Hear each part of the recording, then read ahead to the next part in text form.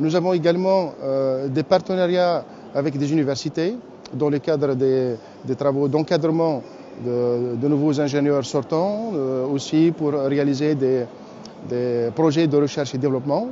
Nous avons signé des partenariats avec l'université d'Ouargla notamment. Nous avons un partenariat avec l'université de Sidi Bel Abbès, de Tlemcen, d'Alger, l'École nationale des travaux publics. L'École nationale supérieure des travaux publics, c'est le principal pourvoyeur du secteur des travaux publics et plus généralement du secteur de la construction en ingénieurs.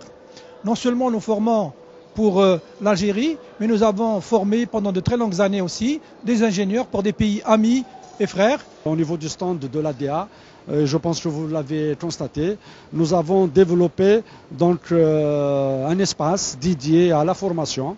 Nous avons ciblé donc une population essentiellement constituée des élèves ingénieurs de l'École nationale supérieure des travaux publics d'une part, et d'autre part, bien entendu, des ingénieurs qui opèrent au niveau de l'établissement algérien des autoroutes.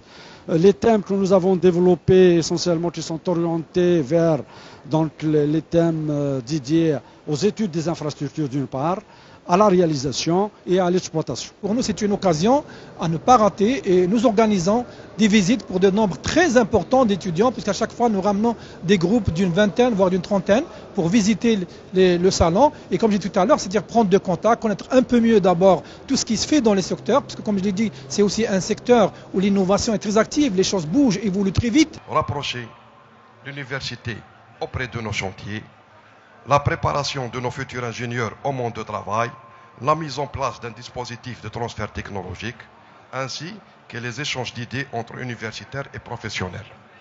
Les métiers de l'exploitation de l'autoroute. Demain, on va rentrer dans l'exploitation, donc on doit connaître comment on doit exploiter notre autoroute.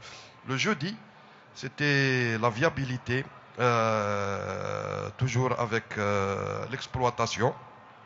La viabilité hivernale de l'autoroute Est-Ouest. On voit où sont les sections sujettes au verglas et à la neige, afin de mettre le matériel spécifique sur ces sections.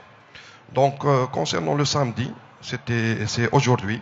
Donc, tout de suite après, il y a le BCS KEC K2C, c'est des Coréens qui accompagnent l'Algérien des autoroutes, dont c'est le système, la thématique, c'est le système de transport intelligent ASTI.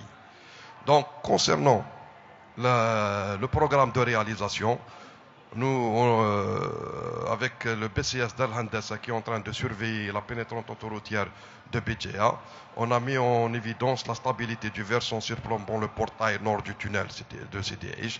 Donc, une thématique a été donnée sur ce sujet.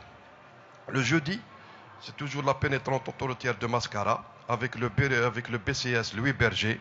On a présenté une thématique qui est l'analyse du comportement mécanique des conduites enterrées, études de cas avec des études de cas avec des logiciels spécifiques concernant les ouvrages hydrauliques sur la pénétrante autoroutière de Mascara. Le samedi, donc c'est aujourd'hui. Donc on a fait avec le BCS A+, qui est passé juste avant. Donc c'était la liaison autoroutière de Mostakanem, calcul du dimensionnement des chaussées d'autoroute en enrobé avec le BCS A+.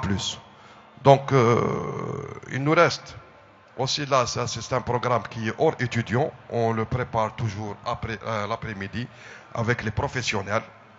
Donc le mardi, le 28/11/2017, c'est un sujet très intéressant. On a vu beaucoup de gens qui étaient vraiment présents et qui s'intéressent à ça.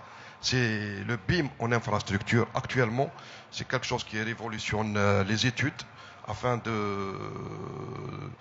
d'être à niveau avec nos partenaires étrangers. Donc en Europe, sans BIM, on lance pas d'appel d'offres.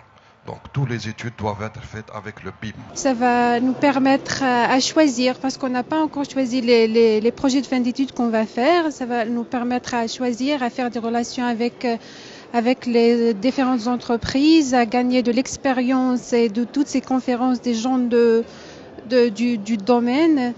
Et c'est le but, parce que après 5 ans d'études pour obtenir le diplôme d'ingénieur, on va entamer le monde professionnel. Donc c'est une porte pour nous, pour entamer le monde professionnel. L'école vient de réaliser ce qu'on appelle un diagnostic dans le cadre d'une opération nationale qui a touché pratiquement tous les établissements nationaux. On a fait une auto-évaluation, nous savons exactement où on en est et la prochaine étape vraiment très importante pour nous, c'est de construire un projet d'établissement et ce qu'il y a lieu aussi de préciser, c'est que ce projet sera construit avec les opérateurs du secteur des travaux publics et du ministère aussi des travaux publics.